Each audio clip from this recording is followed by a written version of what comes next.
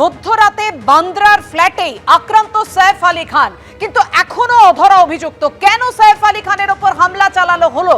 যে চালালো সিসিটিভি ফুটেজে স্পষ্ট। কেন তাকে এখনো পর্যন্ত মুম্বাই পুলিশ গ্রেফতার করতে পারছে না? উঠছে প্রশ্ন, তা নিয়ে দেখাবো আপনাদের। মধ্যরাতে বান্দ্রার ফ্ল্যাটে আক্রান্ত সৈফ, এখনো অধরা অভিযুক্ত। 56 মিনিট সৈফ করিনার ফ্ল্যাটের মধ্যে, অথচ জানতেই পারলো না কেউ। তা নিয়ে বারবার সেই প্রশ্ন সামনে আসছে। 56 মিনিট ধরে ওই হামলাকারী সে ভেতরে রইলো, কিন্তু কারোর নজরে এলো না। কিভাবে নিরাপত্তা বেষ্টনী পেরিয়ে এইরকম হাই প্রোফাইল আবাসনে হামলাকারী কেন মুম্বাই পুলিশ সামনে আনতে পারছে না? আমাদের সঙ্গে রয়েছেন আমাদের দুই প্রতিনিধি, পুরুষোত্তম পণ্ডিত এবং সুরজ ওঝা। প্রথমেই পুরুষোত্তমের কাছে আসবো। পুরুষোত্তম, বারবার যে প্রশ্নটা সামনে আসছে যে এই মুম্বাই পুলিশ এবং ক্রাইম ব্রাঞ্চ, তাদের মধ্যে একটা সমন্বয়ের অভাব। কেন সেই সমন্বয়ের অভাব দেখা যাচ্ছে?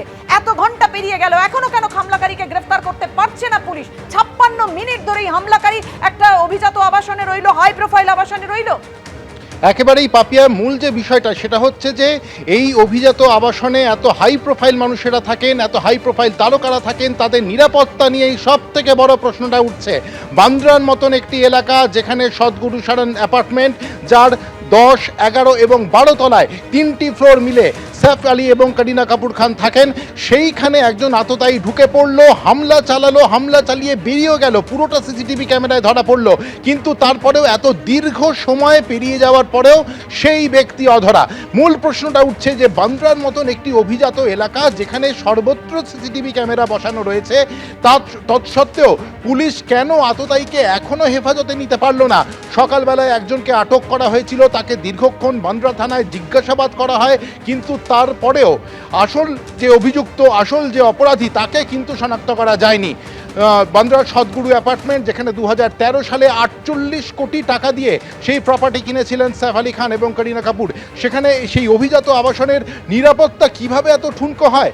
রাত্রিবেলা কিভাবে একজন আততায়ী পাঁচিল টপকে ঢুকে পড়ে? যদি বা সে ঢুকে পড়লো, তারপরেও সে সেই অভিজাত আবাসনের ভেতরে কিভাবে ঢোকে? কারণ সর্বত্রই দরজায় নিরাপত্তা রক্ষী থাকার কথা, সেইটা একটা বড় প্রশ্ন। এবং তারপরেও ওই প্রায় 56 মিনিট 11 তলায় 11th ফ্লোরে সময় কাটিয়ে এবং সৈফ আলী খানের সঙ্গে তার হাতাহাতি হওয়ার পর তাকে ছুরিকাহত করে নির্দ্বিধায় সেই ব্যক্তি বেরিয়ে গেল। এরপরেও পুলিশ তাকে এতটা সময় পেরিয়ে যাওয়ার পরেও ধরতে পারছে না। এই প্রশ্নটাই বড় হয়ে উঠছে। এবং এই অভিজাত এলাকায় যে সমস্ত তারকারা থাকেন, তারা সবাই এই প্রশ্নটাই তুলছেন যে তাদের নিরাপত্তা কোথায়? তারা এতদিনও মানে এই ঘটনার পরে বড়সড় প্রশ্ন তো এটাই যে নিরাপত্তা কোথায়।